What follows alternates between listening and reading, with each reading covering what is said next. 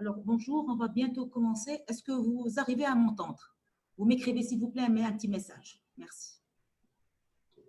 Merci, bon, c'est bon, OK. Donc, alors, bon, le nombre est complet, donc on va bientôt commencer. Alors,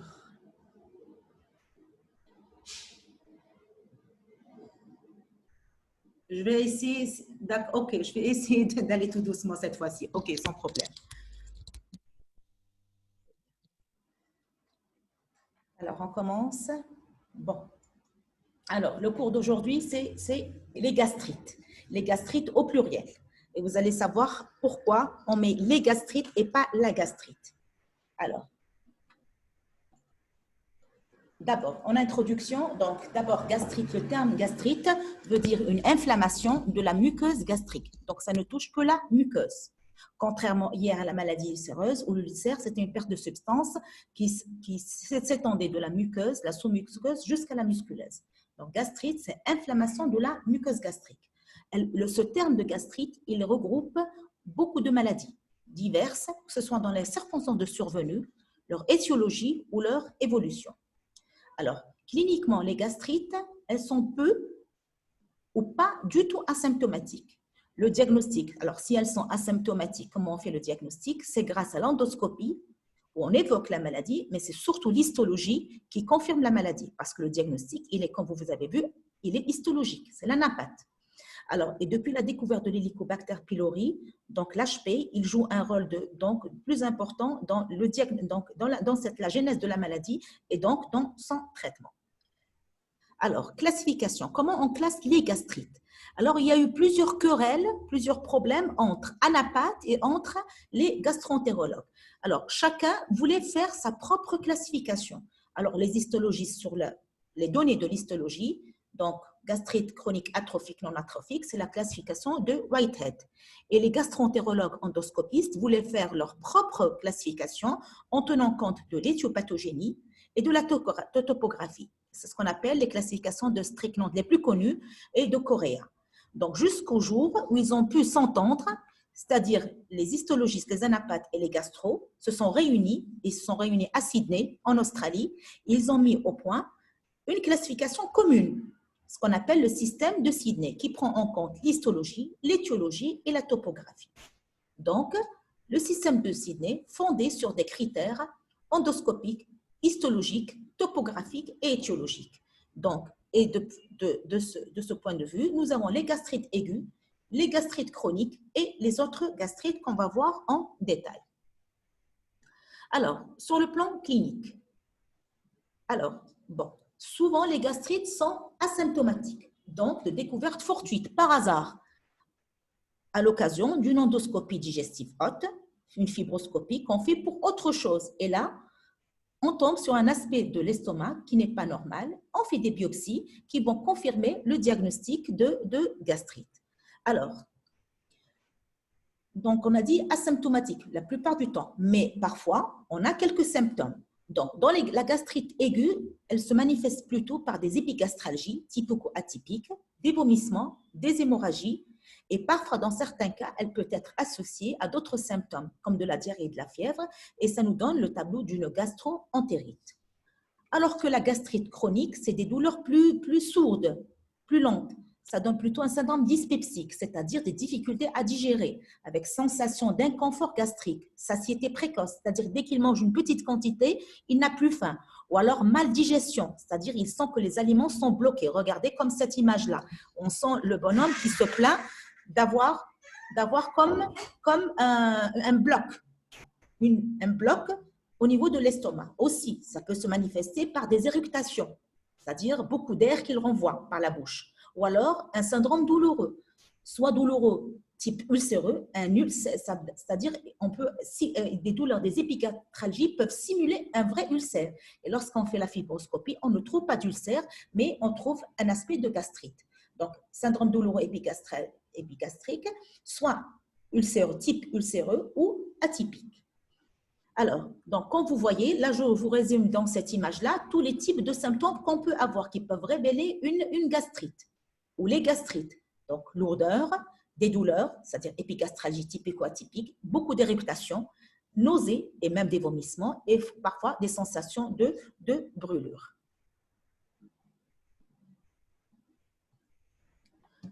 Alors, je vais faire une pause pour voir vos questions.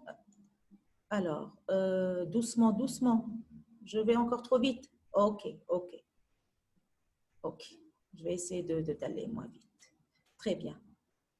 Doucement, doucement. Très bien. Répétez. Qu'est-ce que je répète? Je répète alors, je vais répéter la symptomatologie. Alors, sur le plan clinique, comme je vous l'ai dit, souvent, les gastrites sont asymptomatiques, découvertes à l'occasion d'une fibroscopie haute qu'on fait pour autre chose. Peut-être un malade qui présente un RGO, un pyrosis. On fait une fibroscopie et là, on tombe sur un aspect de l'estomac qui n'est pas normal. On fait des biopsies et ça confirme notre diagnostic de gastrite, alors que le malade n'a aucun symptôme. Et parfois, des malades ont des symptômes. Alors, soit, donc, ce qui oriente vers la gastrite aiguë, c'est plutôt les épigastralgies, les vomissements, les hémorragies. Et un certain cas typique, un cas particulier, c'est la gastrite et la gastro-entérite, où associés aux épigastralgies, les nausées et vomissements sont associés à de la diarrhée et de la fièvre. Alors, pour la gastrite chronique, les symptômes qui nous orientent vers la gastrite chronique, plutôt, je vous ai dit, c'est des douleurs. Donc, soit des douleurs épigastriques, soit type ulcéreux, c'est-à-dire postprandial tardif, qui sont calmés par la prise alimentaire, ou des épigastralgies atypiques, c'est-à-dire qui n'ont aucun rapport avec l'alimentation. Ce qui aussi peut nous orienter vers la gastrite chronique, c'est le syndrome dyspepsique. Dyspepsique, c'est-à-dire difficulté à digérer, alors qui se manifeste par une sensation d'inconfort gastrique. Dès que le malade mange, il ne se sent pas bien, soit parce qu'il a une satiété précoce, un petit bout d'aliments, il n'a plus faim, soit il sent que les aliments ne sont pas digérés. Donc, et je mets toujours l'image, ils sont comme une bloc. Le malade, il est décrit comme une brique au niveau de l'estomac. Sinon, ça se manifeste aussi par beaucoup d'éruptions. Alors, je vois une question, dyspepsie, douleur diffuse. Non, la dyspepsie n'est pas une douleur. La dyspepsie, c'est une sensation de mauvaise digestion. C'est un inconfort. Il ne se sent pas bien après avoir mangé. Il n'a pas de douleur. Les douleurs, c'est des épigastralgies. D'accord? Qu'on soit d'accord. Donc, et dans cette image-là, je vous résume tous les symptômes qu'on peut avoir. Alors, donc, soit des douleurs, c'est-à-dire des épigastralgies, qu'elles soient typiquement ulcéreuses ou non. Et comme je vous ai dit, que certains malades, ils ont une douleur typiquement ulcéreuse, c'est-à-dire postprandial tardif, calmée par la prise d'aliments ou d'antiacides. Lorsqu'on fait la fibroscopie, nous, on cherche un ulcère. On ne trouve pas d'ulcère, mais on trouve un aspect inflammatoire de la muqueuse gastrique. Alors, donc, douleur, lourdeur, des éructations, nausées, vomissements ou des brûlures. Donc, vous voyez que la symptomatologie, elle est très, très large. Alors, on termine avec la clinique. Donc, on passe à l'endoscopie. Donc, dès que le malade présente cette symptomatologie, il faut faire une endoscopie. Alors, l'endoscopie, c'est surtout pour voir les lésions, mais aussi pour faire des biopsies, pour confirmer le diagnostic, parce que le diagnostic de gastrite reste un diagnostic histologique. Alors, l'endoscopie va nous permettre d'étudier la muqueuse gastrique. Alors, là, je vais vous énumérer, je vais vous donner tous les aspects qu'on peut voir et je vais vous montrer des images. Et aussi, cet aspect-là de la gastrite, vous allez le revoir dans le cours d'anapath.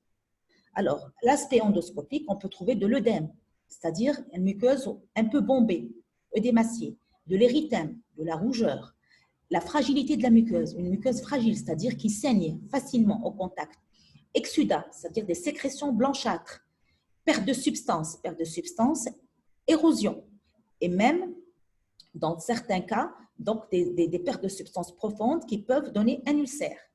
Alors, on peut trouver aussi hyperplasie des plis, c'est-à-dire hypertrophie des plis phendiques. Ne vous inquiétez pas, je vais vous montrer toutes ces images-là. On peut voir aussi les vaisseaux de la visibilité des vaisseaux de la sous-muqueuse. On peut avoir aussi des points hémorragiques, des purpura ou même des ecchymoses plus larges. On peut trouver des nodules, soit des petits nodules ou de gros nodules. Alors, regardez ces images-là. Regardez. Là, s'il vous plaît, il y a un problème de connexion. Est-ce que vous m'entendez toujours? Envoyez-moi, s'il vous plaît, un petit message. Très bien, merci. Alors, regardez cette image-là. Ce que vous voyez là, c'est bon, merci, merci.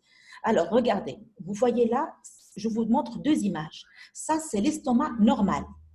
Lorsqu'on pénètre au niveau on fait l'endoscopie. Après avoir traversé l'œsophage, le cardia, on entre au niveau de l'estomac.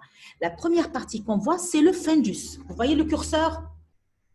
Alors, c'est d'abord le fundus. Là, nous avons les plis fundiques. Ça, c'est l'aspect normal d'un estomac. Il y a les plis fundiques. Puis, en bas, on arrive au niveau de l'antre. L'antre, vous voyez, il est lisse. Il n'y a aucun pli. On est d'accord? La première image, c'est le fundus, où il y a les plis fundiques. Il faut qu'il y ait les plis fundiques. Puis, après le fundus, on descend vers l'antre. L'antre est au bout. Vous voyez ce que vous voyez au bout? Le petit trou noir, ça, c'est le pylore. Et le pylore, on entre vers le bulbe. Très bien. Donc, ça, c'est l'aspect normal. Regardez maintenant. Ça, c'est l'aspect normal du fundus. On le garde. Regardez maintenant. Ça, c'est un fundus. On ne retrouve plus les plis. Ce n'est pas normal. Ça, c'est une gastrite chronique atrophique. Il n'y a plus de plis. Tout a été atrophié. Tout a disparu. Il n'y a plus de plis. Il n'y a plus de muqueuse. Il n'y a plus de glandes. Donc, ce qu'on voit, vous voyez les petits vaisseaux. Les petits vaisseaux là, ça, c'est les réseaux vasculaires sous-muqueux. Dans cette deuxième image, on est en train de voir la sous-muqueuse, le réseau vasculaire sous-muqueux. Donc, si nous, endoscopiquement, au niveau du fundus, au lieu de trouver la première image, les plis, on trouve cet aspect-là, donc on dit aspect évocateur d'une gastrite atrophique. Et on fait la biopsie. Pour nous, dans 90%, on est sûr du diagnostic, presque 90-99%, mais toujours, on a besoin de confirmation de l'histologiste ou de l'anapathe. Ça va jusque-là? Un petit message. Très bien. Super. Alors, on passe à la deuxième image. Regardez, c'est toujours l'antre normal. Et le petit trou au bout, le petit trou noir là, c'est le pylore. Très bien. Regardez maintenant. Vous voyez ces taches blanches? Différentes taches blanches. Ici, plus larges. Là, regardez comment elle est large vers le haut. Là, c'est des pertes de substance, c'est des érosions. Donc, c'est une gastrite érosive. Et là, regardez. En plus des taches blanches, il y a au milieu une tache noire. Noir, ce qui est noir, ce n'est pas de la nécrose. Hein. Ça, c'est de l'hématine, c'est du sang coagulé. Donc là, c'est une gastrite érosive qui a saigné, hémorragique. D'accord? Donc là, l'aspect endoscopique. Regardez, je vous donne aussi une autre image. Regardez l'antre, toujours l'antre qui est lisse. Regardez cette surface, comment vous voyez ces petits nodules? Là, c'est une gastrite nodulaire. Regardez. Ça, c'est un antre. Normalement, il devrait être lisse. On voit ces petits nodules. C'est une gastrite nodulaire. Ce n'est pas grave, ça, c'est l'hélicobactère dans cet aspect-là. Donc, on fait des biopsies et on confirme notre diagnostic par l'anapathe. Je vous donne aussi, regardez, les nodules plus gros. Ça, c'est une gastrite varioliforme. Toujours, on fait une biopsie, on l'envoie à l'anapathe. Regardez ici, c'est toujours l'antre. Regardez rouge. Vous voyez les taches rouges, l'érythème, comment il est diffus au milieu du jaune. Alors, ce qui est jaune, c'est de la bile. Là, c'est une gastrite de reflux, c'est-à-dire une gastrite biliaire. Il y a eu un reflux de la bile. Normalement, la bile, elle se trouve au niveau de D2. Donc, des fois, le pylore, il est lâche, il est ouvert. Il y a une béance du pylore. Il va y avoir un reflux de la bile du duodénum vers l'estomac. Et sachez que la bile, elle est plus dangereuse pour l'estomac que l'acidité, que l'acide. Pourquoi? Parce que l'estomac, elle a les moyens de lutter contre l'acidité. Vous vous rappelez, on a le mucus, on a le bicarbonate, on a les prostaglandines. Alors que pour la bile qui est alcaline, l'estomac n'a aucun moyen de lutter contre cette substance-là. Donc, la bile, ce n'est pas bien d'avoir un reflux bilieux au niveau de l'estomac. Donc, il entraîne une inflammation qui peut être chronique. On passe à autre chose. Regardez cette image-là. Cette image-là, on voit, qu'est-ce qu'on voit? On voit des taches rouges et des taches blanches. C'est un aspect particulier. Là, on suspecte une métaplasie. Vous allez faire ça en anapathe. C'est quoi une métaplasie? Lorsque nous avons une atrophie gastrique, c'est-à-dire disparition de toutes les glandes, la nature a la horreur du vide.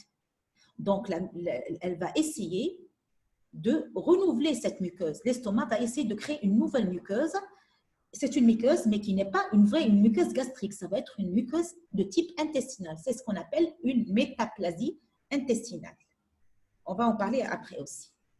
Alors, bon, toujours sur le plan. Donc, vous avez vu qu'on a vu l'aspect, les différents aspects endoscopiques qu'on peut voir. Donc, toujours complété par une biopsie pour l'envoyer vers l'anapathe. Donc, cette biopsie, elle permet le diagnostic, elle confirme, nous, on suspecte, on évoque, mais le dernier mot revient toujours à l'histologiste. Ça permet de typer la gastrite et aussi permet de rechercher l'étiologie. Alors, il faut faire des biopsies, beaucoup de biopsies. Biopsie antrale, biopsie phendique, les différentes faces antérieures et postérieures, c'est l'angle et la petite courbure. Donc, le maximum de biopsies. Puis, on l'envoie vers l'anapathe. Et l'anapathe, qu'est-ce qu'il nous répond? Il va trouver deux types de lésions. Les lésions au niveau de l'épithélium et le chorion. Alors, épithélial, c'est-à-dire les glandes, comment elles sont? D'abord, est-ce qu'il y a des pertes de substances, des érosions?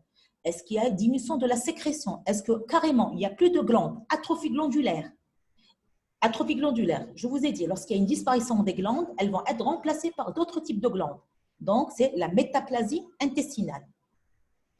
Mais comme ce n'est pas les vraies glandes de l'estomac, il y a un risque d'apparition d'anomalies cytonucléaires. C'est ce qu'on appelle la dysplasie. Ne vous inquiétez pas, vous allez refaire tout ça en détail avec les anapathes. Donc, lorsqu'il y a une atrophie glandulaire, il y a un risque de métaplasie. Métaplasie, c'est-à-dire transmétaplasie, apparition de d'autres glandes. Là, c'est une métaplasie intestinale. Puis, il y a un risque de dysplasie, c'est-à-dire des anomalies cytonucléaires. Et quelle est la prochaine étape après la dysplasie? Qui peut me l'écrire? Allez. Après la dysplasie, la prochaine étape de la dysplasie? Très bien, c'est la néoplasie, exactement. Très bien, c'est bon, tout le monde a répondu. Très bien. La prochaine étape, métaplasie, dysplasie, néoplasie. Donc, vous voyez, la dysplasie, c'est le lit du cancer. Très bien. Alors, on a vu les lésions des glandes. Maintenant, on va voir les lésions du chorion. Alors, le chorion, donc, on va voir l'infiltrat inflammatoire. Et regardez, c'est très facile. En fonction des cellules inflammatoires, on peut distinguer gastrite aiguë ou la gastrite chronique. C'est comme ça que les anapathes nous disent, c'est une gastrite aiguë et gastrite chronique. C'est l'infiltrat inflammatoire. Si l'infiltrat inflammatoire il est fait de cellules polynucléaires, c'est une gastrite aiguë. Si il est fait de cellules lymphoplasmocytaires, c'est une gastrite chronique. C'est tout. C'est ça, c'est l'infiltrat, comment il est fait. Cellules polynucléaires, ça veut dire égale gastrite aiguë. Infiltrat inflammatoire riche, lymphoplasmocytaire, c'est une gastrite chronique. C'est comme ça la signature de la gastrite aiguë ou chronique. Très bien. Maintenant, toujours au niveau du chorion, on va rechercher d'autres éléments. Est-ce qu'il y a des follicules lymphoïdes? Est-ce qu'il y a le granulome? Le granulome. Alors, ça, c'est une grande histoire, l'histoire du granulome. Alors, vous vous rappelez le granulome. Quel type de granulome nous avons? Nous avons le granulome tuberculoïde et le granulome tuberculeux. Alors, quelle est la différence entre les deux? Le granulome tuberculoïde, c'est quoi? C'est des cellules géantes au milieu, entourées d'une couronne lymphoplasmocytaire. Si à cette formation, qui est le granulome tuberculoïde, on rajoute la nécrose caséeuse, on tombe sur le granulome tuberculeux. Le granulome tuberculeux, on ne le trouve que dans la tuberculose. Alors que le granulome tuberculoïde, sans nécrose, on peut le trouver dans d'autres pathologies qu'on va citer après. Donc, c'est très important. Est-ce qu'il y a le granulome au niveau du chorion? Et aussi, toujours rechercher l'Helicobacter pylori. Vous vous rappelez hier les différentes méthodes. Parmi les méthodes efficaces pour rechercher l'Helicobacter, nous avons l'étude anapathe qui est très spécifique et très sensible. Très bien. Donc, maintenant, on a terminé. On va voir type par type. On va commencer par les gastrites aiguës. Alors, sinon, ça va jusque-là?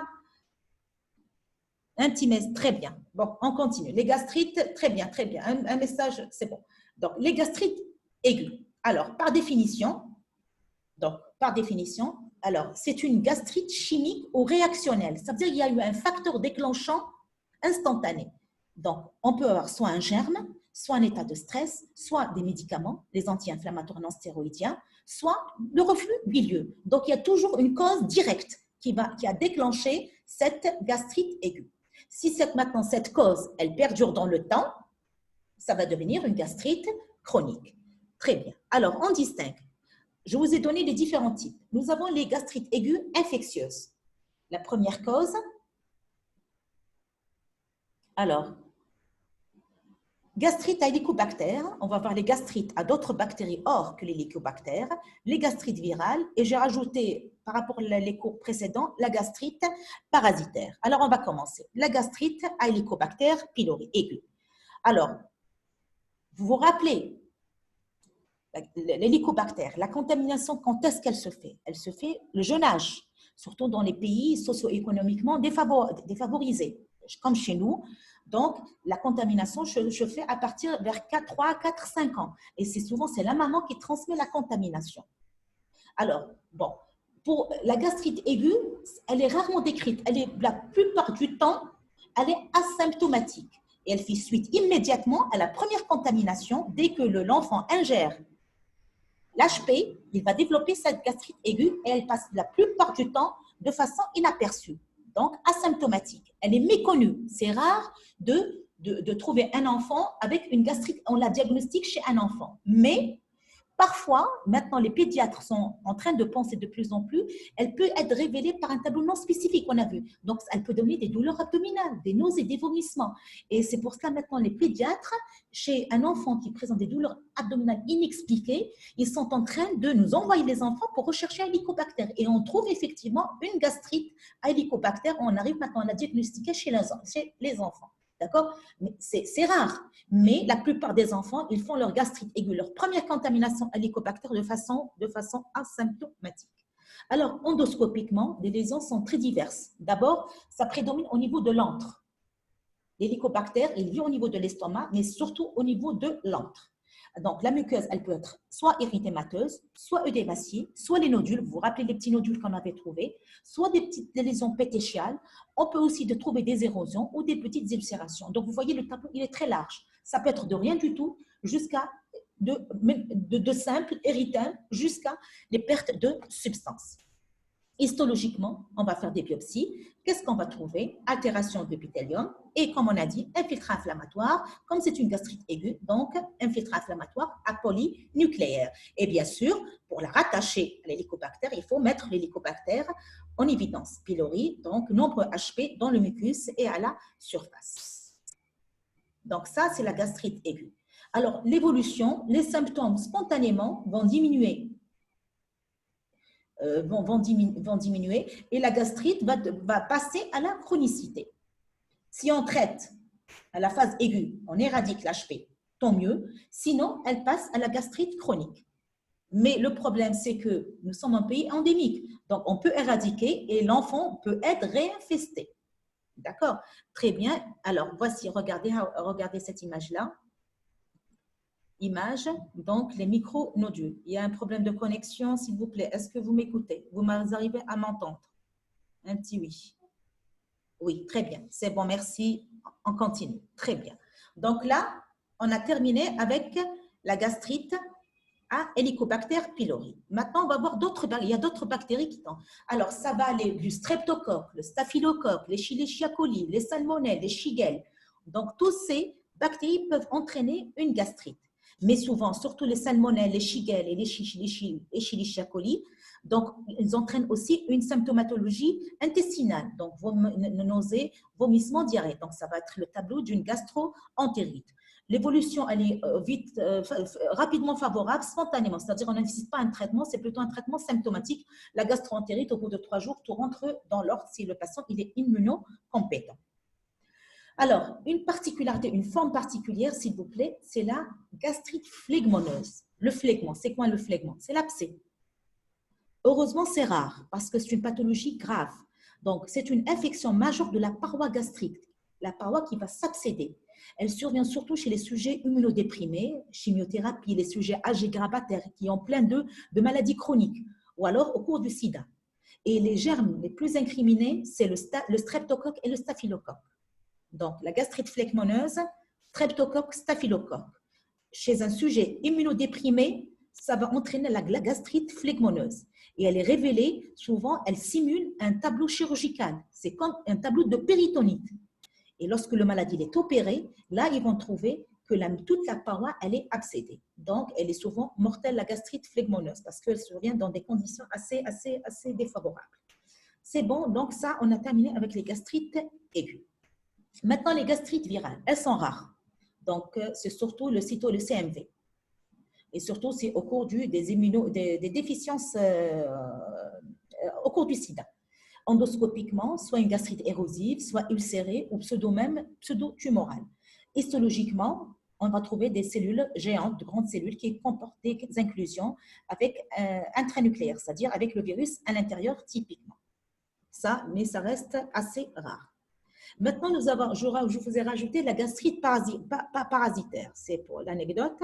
Alors, la gastrite parasitaire, surtout, nous avons un parasite, c'est l'anisakiyase. Alors, l'anisakiyase, c'est un parasite qui vit, c'est-à-dire l'animal qui le porte, c'est le poisson. Il vit, donc, le poisson, c'est lui qui est infesté. Donc, si on mange du poisson mal cuit ou du poisson cru, on peut être infecté. Et alors là, c'est une pathologie, cette gastrite parasitaire, on l'a trouvée au Japon. Pourquoi? À cause de la consommation du sushi. Sushi, c'est du poisson cru. Mais comme maintenant, en Europe et partout dans le monde, il y a beaucoup de consommation de sushi, donc maintenant, on la voit un peu partout dans le monde. Donc, comment on fait le diagnostic? C'est simple. On va voir, regardez, vous voyez ce petit, on va voir le parasite. Le parasite sur une muqueuse, vous arrivez à voir une muqueuse, regardez, qui est un peu bombée, œdémaciée, érythémateuse, et là, on voit le parasite. Et l'endoscopie, elle permet le diagnostic, mais également, elle permet d'enlever l'ablation de ce parasite. Donc, alors, on a terminé avec les gastrites aiguës infectieuses. On va voir les toxiques. Toxiques, donc, ça peut être l'alcool. Vous vous rappelez, on avait parlé au cours de la maladie ulcéreuse, c'est plus le tabac qui entraîne la maladie. Ici, l'alcool, c'est la gastrite aiguë. L'aspirine, les ANS ou alors les produits caustiques. Alors, endoscopiquement, ça peut prendre tous les aspects, soit une muqueuse œdémaciée congestive, soit des érosions et même des pertes de substances, de la nécrose au cours des produits caustiques qu'on verra dans le prochain cours. Alors, bien sûr, le traitement, il faut supprimer l'agent causal.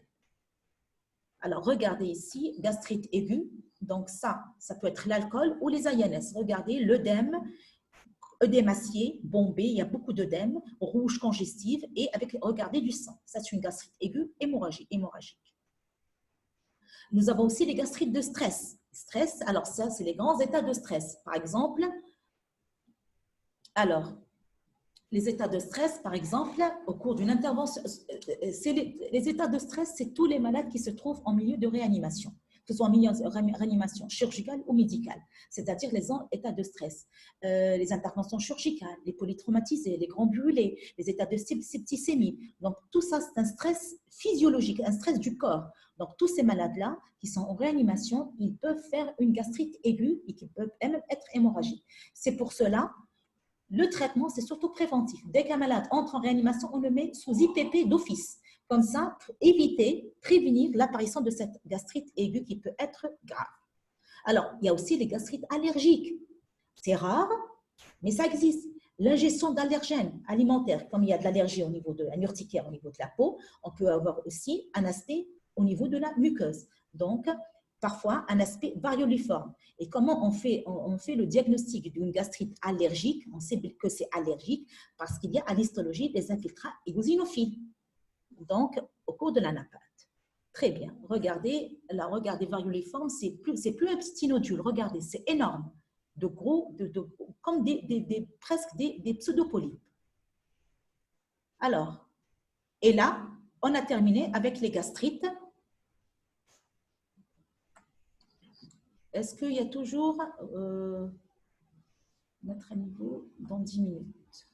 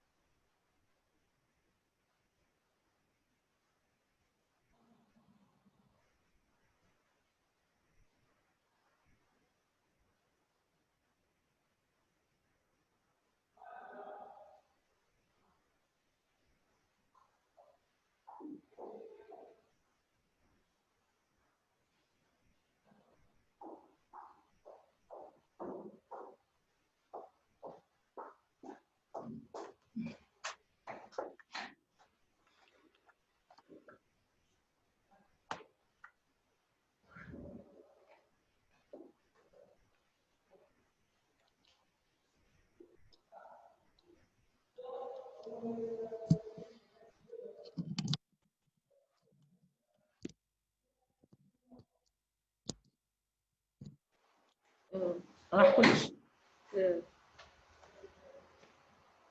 كل شيء هات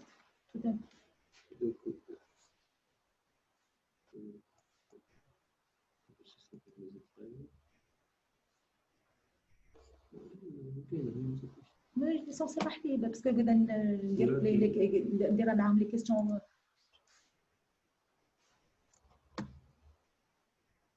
en plus le temps اللي بلي بقى لي غير 10 minutes je veux plus que quelqu'un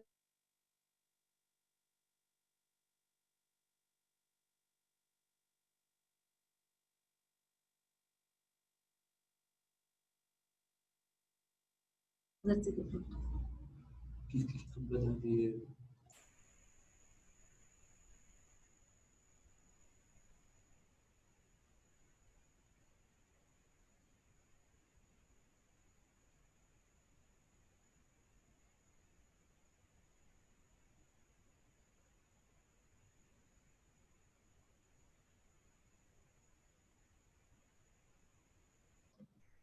Alors, il y a eu une interruption, donc on va reprendre. Est-ce que vous m'écoutez, s'il vous plaît? Vous arrivez à m'entendre?